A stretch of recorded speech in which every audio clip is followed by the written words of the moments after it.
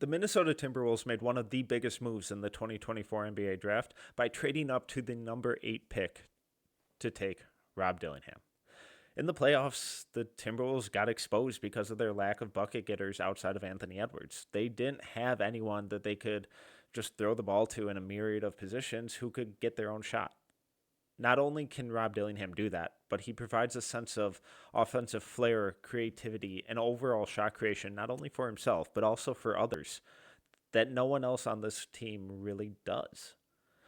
Additionally, the Timberwolves have a lot of questions in terms of their point guard depth and long term point guard options. With Mike Conley being near the end of his career, they needed to address that.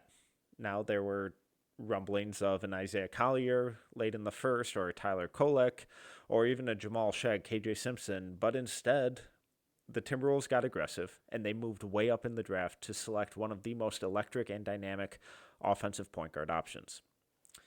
Now, the downside is that Rob Dillingham is not a good defender. In fact, he is a pretty awful defender. He's smaller, and the fundamentals and consistency and technique simply aren't there. Some of his defensive playmaking numbers were encouraging, but a lot of that stemmed from his eagerness to gamble and jump passing lanes. At his size, a lot of that can translate, and if he can be just okay in that realm, it's probably going to be good enough. But one of the reasons that I really liked the idea of Dillingham with the Spurs, who the Timberwolves traded the pick for, was because of the length and the defensive infrastructure that the Spurs had. With that infrastructure, they could insulate and hide Rob's defensive inefficiencies a little more effectively. The same can be said for the Timberwolves. Being surrounded by athletes and defenders like Nickeil Alexander-Walker, Rudy Gobert, Jaden McDaniels, Anthony Edwards, it gets a little easier to hide Rob Dillingham, who has his defensive struggles.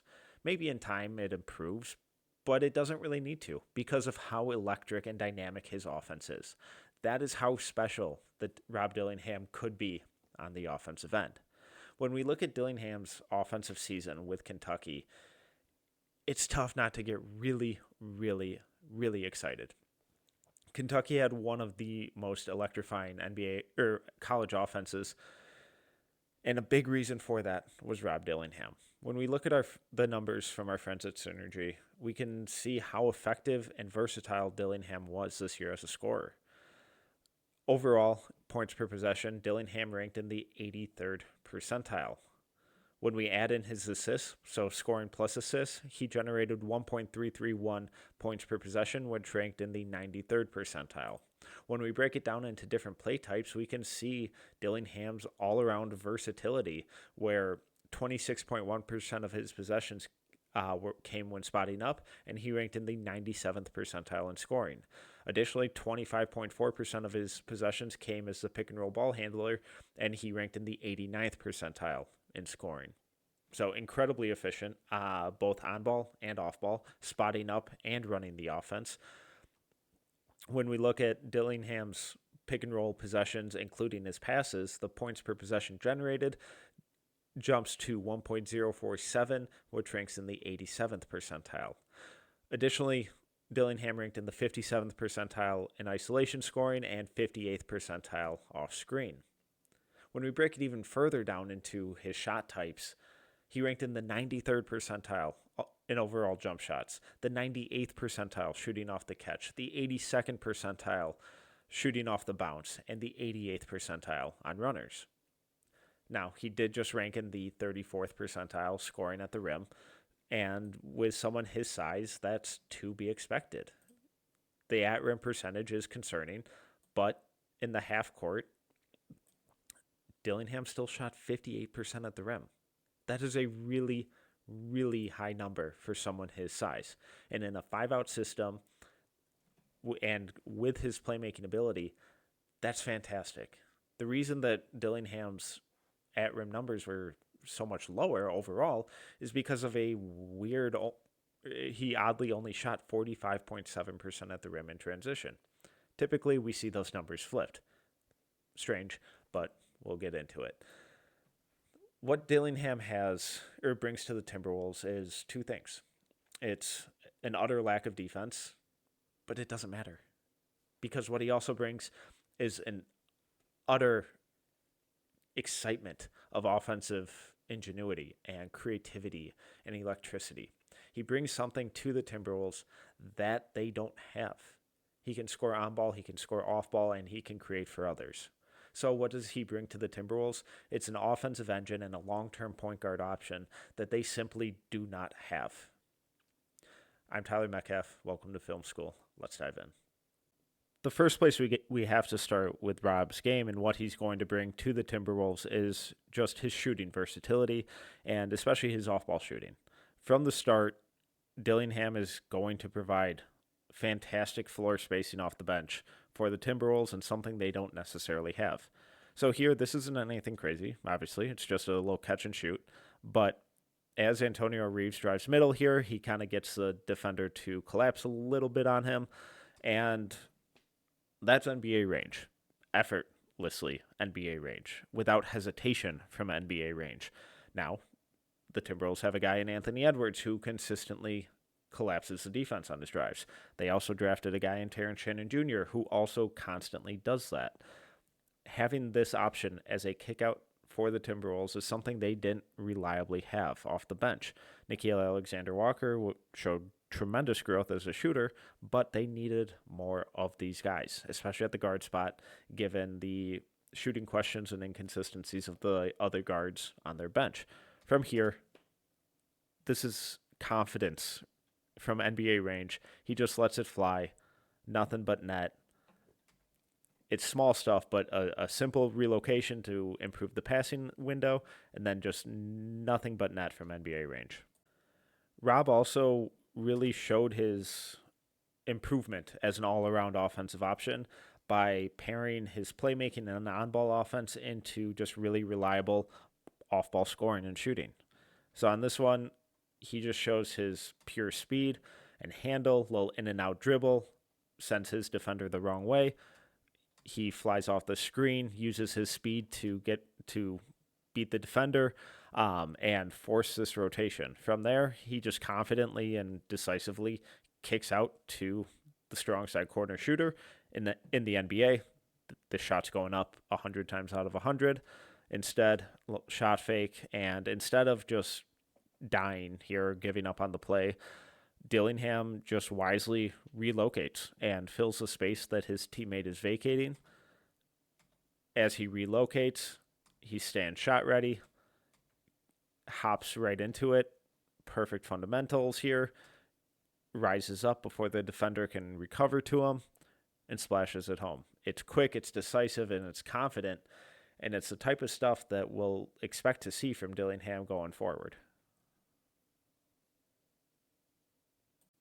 Dillingham also proved that he can play as that traditional shooting guard, where you can put him in motion and just run him off of screens and he can be that movement shooter. So again, this isn't anything crazy, but it's something that we see constantly in NBA offenses where shooters set up in the corner and just runs off this stagger screen. As he comes off the screen, his defender goes under. He off the catch, eyes up, sees both defenders are down near the free throw line. Peculiar decision given Dillingham's shooting proficiency. Rises up. This is an open three. It looks like a late contest, but for a shooter, especially one of Dillingham's stature, this is wide open. Knocks it down. So a little bit of movement, a little bit of willingness to play off ball and be that off ball shooting option. Whether it's with the bench unit or more long-term thinking, Dillingham has a lot of really confident and really fun pull-up shooting flashes. So I ran through the numbers in the intro, which were fantastic throughout the season. But here this is an NBA shot. This is an NBA shot maker here. Little double drag here. Kansas tries to switch this. They don't do it effectively. Their power forward, KJ Adams, gets caught kind of in no man's land here as DeJuan Harris tries to pass off, and Hunter Dickinson's not really involved in the play because he's playing drop. Dillingham sees this massive cushion that he's being given here and doesn't hesitate. He just walks right into an open three. Again, late contest, but this is wide open. At this point, if you're not getting the hand in Dillingham's face, it's a clean look. confidently rises up. This is effortless stuff from someone who who consistently gets described as small, and the connotation with that tends to be weak as well. But as we can see, Dillingham has more than enough strength to launch from deep NBA three. The NBA line's about here-ish, give or take. He's a couple feet past that. This is a big time shot, and whether this comes in Dillingham's game off the bench this next year or 2-3 years from now, it is a legit tool that he will bring to the table eventually. Another really fun aspect of Dillingham's shooting is how he can parlay his off-ball shooting gravity and shooting threat into on-ball shot creation opportunities. Now, Dillingham wasn't much of a mid-range shooter, but on long twos, he did shoot 43.9% in the half court this year.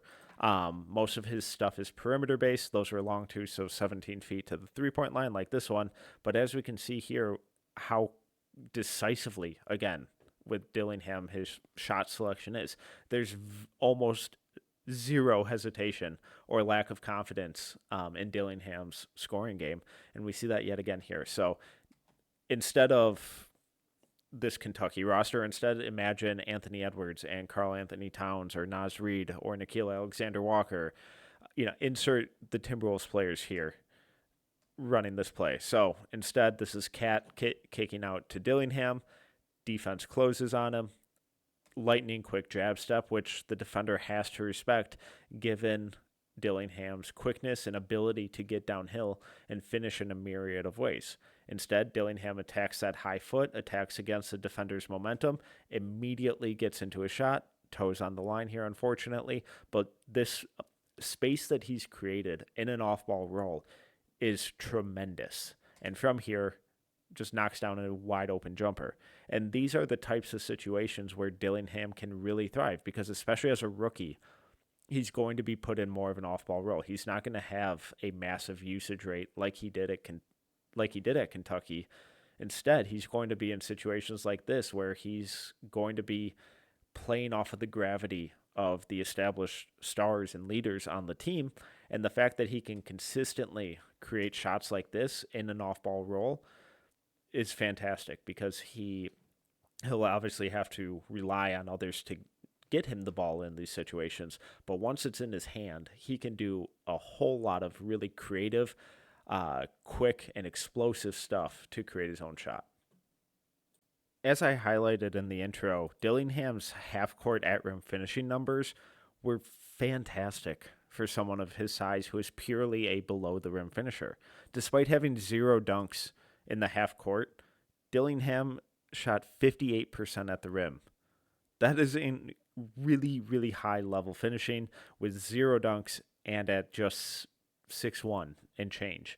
On top of that, Dillingham had solid amount of attempts at the rim. Only about 25% of his shots did come at the rim.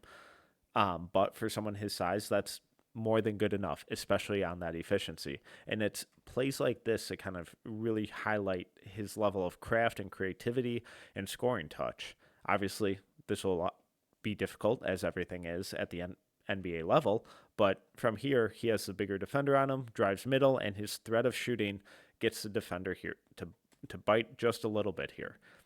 Since Dillingham's so quick and causing the defender to cross his feet and sacrifice his balance just to keep up, he's able to then send him flying, just that extra, flying's aggressive, but send him that extra half step, which allows him to then step through. And on this drive, he recognizes that the help center is in the middle of the floor, so the step through takes him away from that. It's recognition, it's floor awareness, and the ability to read and react in the blink of an eye. Steps through, knows that he has the bigger, longer defender on him, so does a really fantastic job of extending as far out as he can with that inside right hand.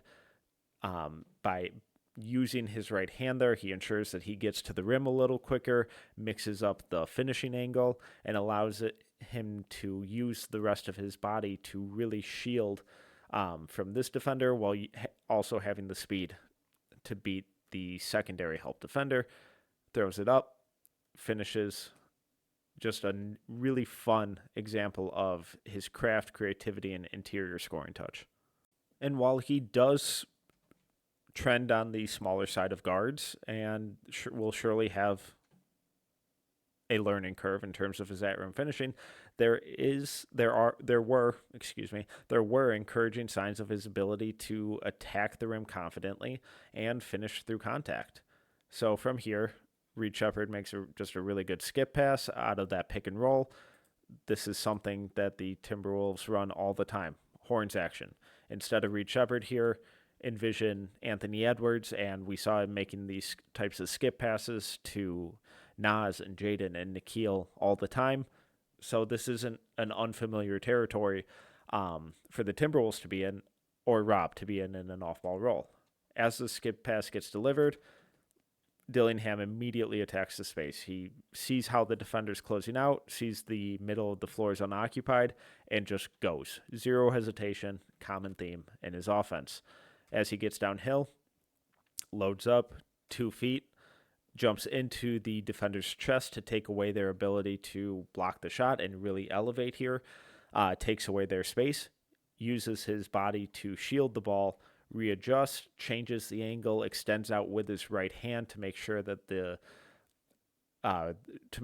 rim protector can't swipe down at it or even get to it, again, while still using his shoulders and his body to shield it, and finishes through the contact. Just one more time at full speed.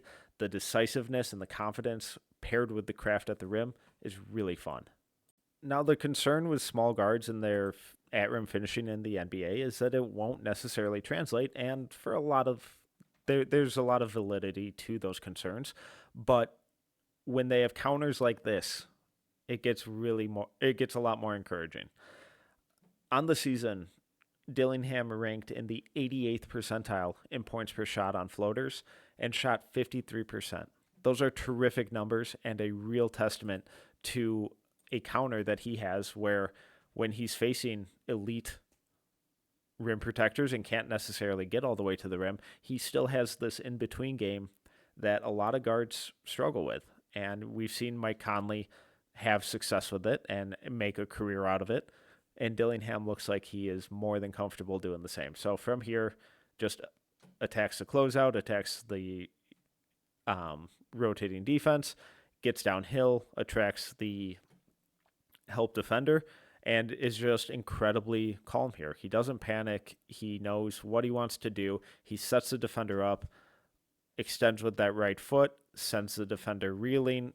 He's desperate not to give up a layup. Dillingham plants, attacks back against the defender's momentum, who is now all the way outside the lane, while Dillingham is now in the middle of the lane, elevates off that left foot, drops in a teardrop. I mean, this is a pro-level move, and Dillingham's doing it with ease, and again, decisive and confident at all stages. This time we see Rob yet again kind of transition into that on-ball to off-ball to on-ball role with ease. So as he kind of drives, defender gets into his space, and he just gets off the ball to avoid a turnover here.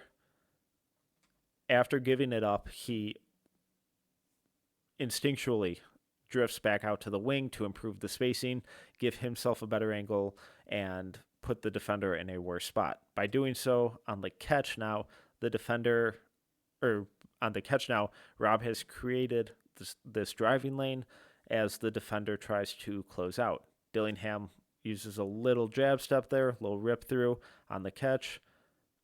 Rip through freezes the defender for just a split second and lets him garner that extra half step to get downhill. As he does so, does a really good job of securing it high through the dig attempt, plants with his right, really covers a ton of ground on this step through. So first step there, second is almost in the lane.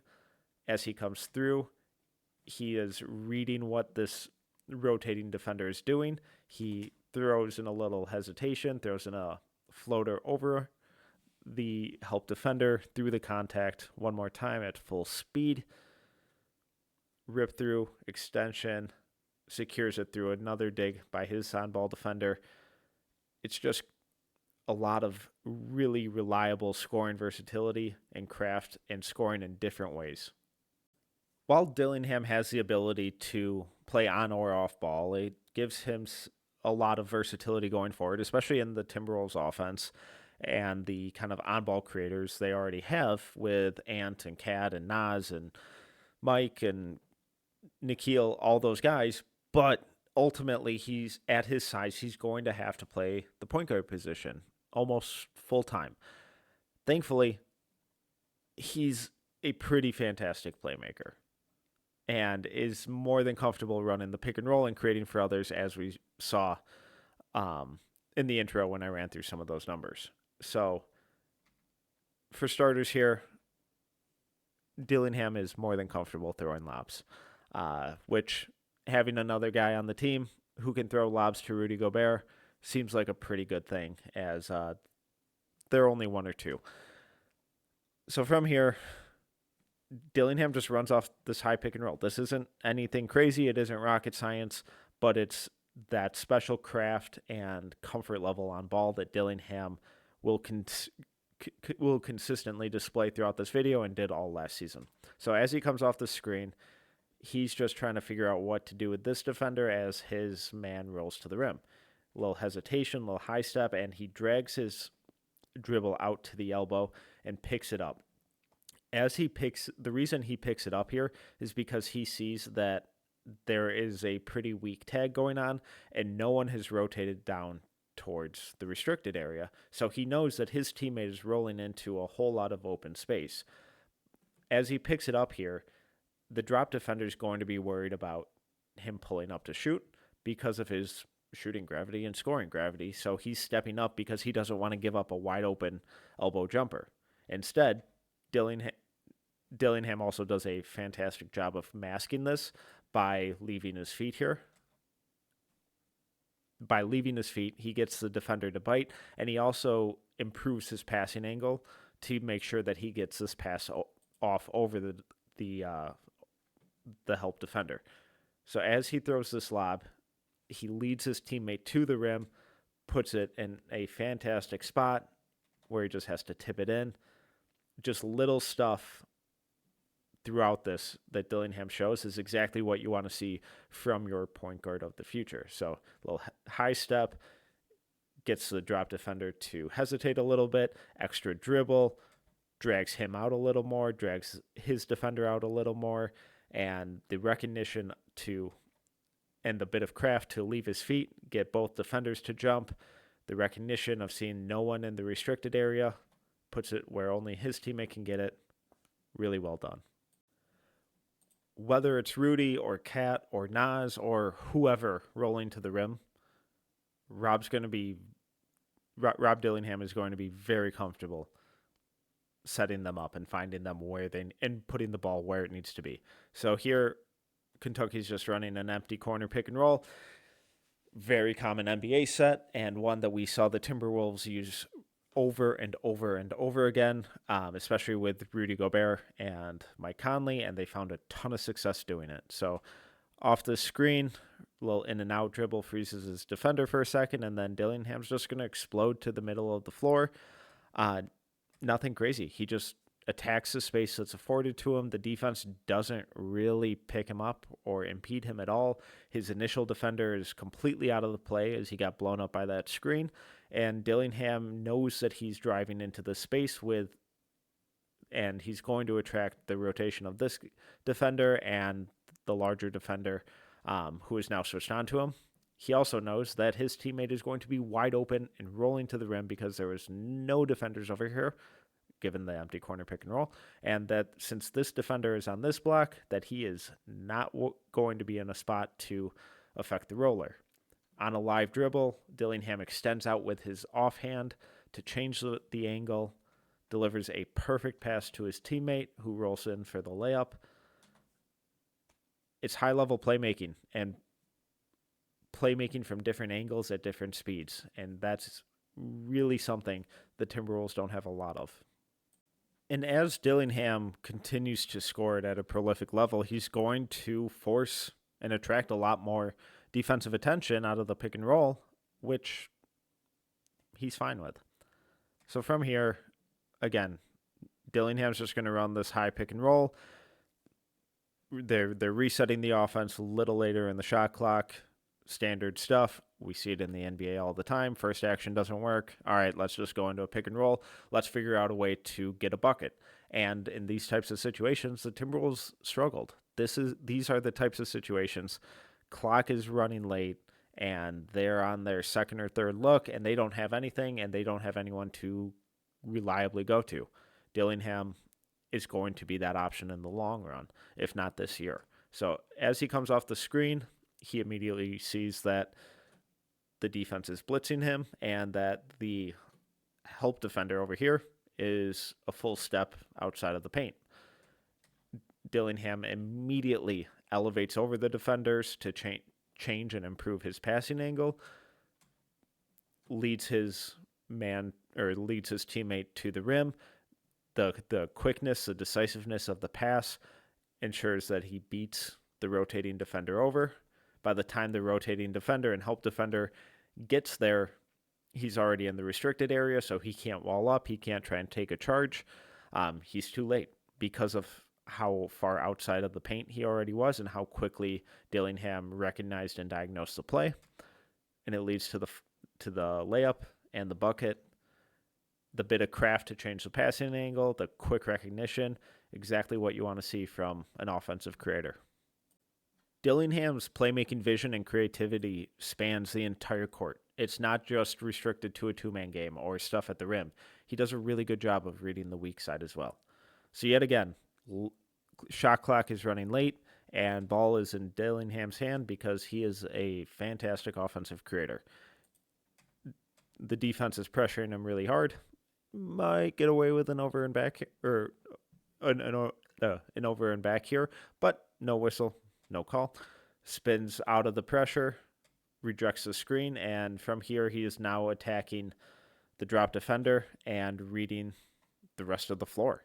As he sees that the low man has 2 feet middle of the paint, despite there not really being an immediate threat from a rim runner, Dillingham attacks. By further attacking, by taking those 2 extra dribbles, he improves his passing lane, so now he's passing between these defenders and not necessarily over this one. And he ensures that he shortens the passing distance and further freezes this defender in the middle of the lane. This skip pass, it doesn't get much more accurate than that. That is absolutely perfect. And instead of Trey Mitchell launching from the corner, imagine Karl-Anthony Towns, Naz Reid, Nickeil Alexander-Walker, Jaden McDaniels, Anthony Edwards, a myriad of shooters who are all, sorry, no shots at you, Trey, but significantly better shooters than Trey Mitchell. Wide open jumper by the time that's getting off. Defender, it's a late contest, but this is a wide open shot that should go in. It doesn't. But again, another example of Dillingham creating something out of nothing through his playmaking late in the shot clock and his scoring gravity. Earlier, we saw Dillingham score in an off-ball roll out of a horn set, but now we're seeing him create for others. And this is something we've seen the Timberwolves run a lot in recent years. It's a standard NBA set, and Dillingham is very good at creating out of it. So as he dribbles off the screen, really standard stuff. The teammate who doesn't screen rolls while the screener pops to the middle of the floor. As Dillingham comes off the screen, the drop defender or the help defender blitzes and plays at the level. And instead of immediately, he does have his teammate on the roll here, but he's under pressure. That'd be a really high level pass. Instead of immediately kicking out of it or just getting rid of it under the pressure, Dillingham continues to keep his dribble alive and strings this out another 5, 6, 7 feet, which drags the defenders with him. It forces the help defender to collapse to his man under the rim, and it completely frees up his teammate at the top of the key. If Dillingham instead gets rid of it the second he's under pressure. If he gets rid of it here, either to his teammate rolling to the rim, the defense probably collapses. If he tries to kick back, either it gets deflected by his initial defender or this help defender is immediately on him and there's no shot. But Dillingham does a fantastic job of just stringing this out a couple extra dribbles, pulls all the defenders further away from Mitchell at the top. And again, this is stuff that we see Karl-Anthony Towns, Naz Reid get freed up with all the time. And taking those extra dribbles, recognizing how open he is based on what the rest of the defense is doing. This is stuff we see in the Timberwolves offense consistently, and it's stuff that Dillingham thrived at all season long and can fit into really quickly in his career.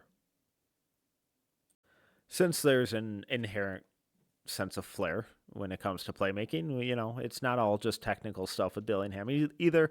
There's a lot of fun stuff and some defensive manipulation with his eyes as well. So at first glance, this may not look like much, but as Dillingham comes off this DHO, we just see how creative he can be and how he can manipulate help defenders with his eyes. So he's yet again going to string out this dribble, draw multiple defenders with him, which puts the defense in a bad position where two guys here are having to cover three.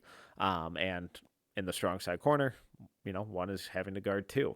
As Dillingham continues to dribble out towards the wing, he knows that he has an elite off-ball scorer and his teammate Antonio Reeves here in the corner, and that the help defender is now glued to the roller since the opposing big is outside the three-point arc. Dillingham wants to get this corner three, so he stares down Mitchell in the middle of the lane. We can see his eyes are here, and then he shifts and instead delivers a no-look pass. Since he's also staring down the roller, Matthew Cleveland's hands are down. He's not ready to deflect this, which when he does raise his hands finally, he's late. Ball's already in Antonio Reeves' hands. Shot goes up. Unfortunately, doesn't fall. But this is a fun little example of some of the creativity and manipulation in Dillingham's playmaking.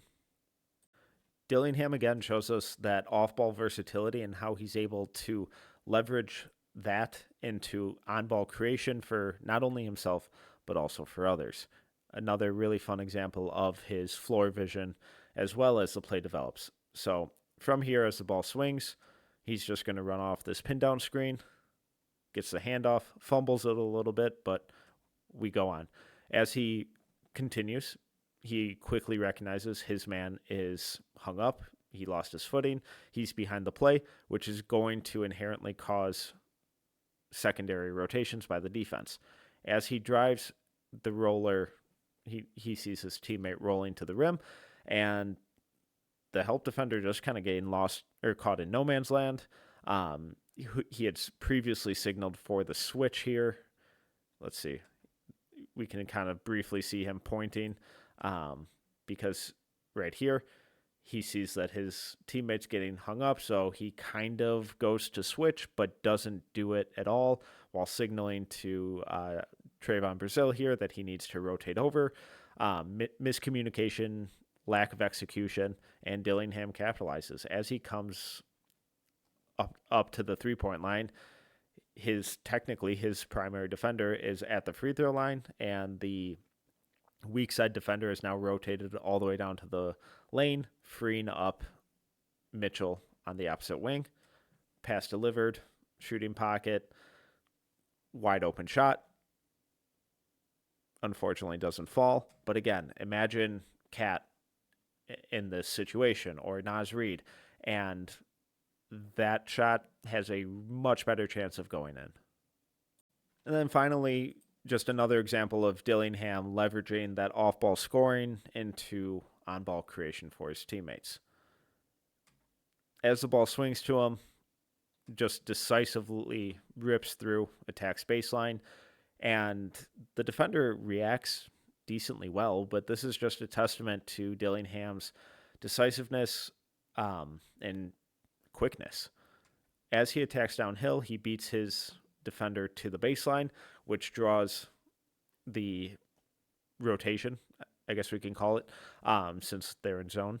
from the opposing big, but it also creates this little window that Dillingham changes the passing angle, extends with his right hand, live dribble shovel pass to his teammate right here for a little 5-foot floater. Again, think of Rudy and how he improved on his push shots this last season. Nas, Cat, just feasting in the middle of the floor in these situations because Dillingham has the quickness to collapse the defense, to get paint touches, to get to the rim, but also the playmaking creativity to find open teammates after collapsing the defense and forcing those rotations. The Timberwolves being able to move up in this draft and nab someone like Rob Dillingham and his offensive creativity and creation was shocking. It was one of the biggest steals and most impressive moves of the entire draft.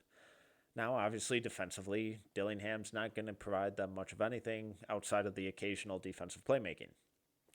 And it'd be great if he was 6'4". But if he was 6'4", he would probably be the number 1 overall pick in this draft. That's how good his offense is. That's how dynamic he is and how rare of a talent he is in this class. Concerns over his size are legitimate, but in the infrastructure that the Timberwolves have developed, it shouldn't really matter that much. The Timberwolves have consistently proven that they can not only survive, but thrive with small point guards. Dillingham's defensive concerns are kind of rendered moot on this team because of how he can be insulated. Instead of being concerned about what he can't do, Dillingham is the epitome of focusing on what he can, because what he can do is nearly everything on offense at an extremely high level and in a fashion that no one else on this team can do.